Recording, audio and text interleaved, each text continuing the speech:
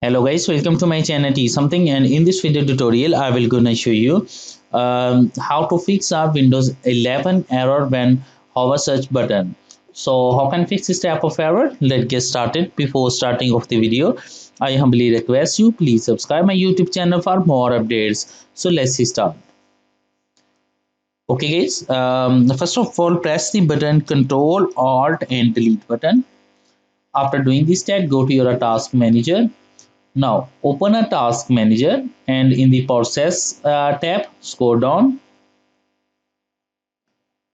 and find out a Windows Explorer. Now here is the Windows Explorer. Select it, click on restart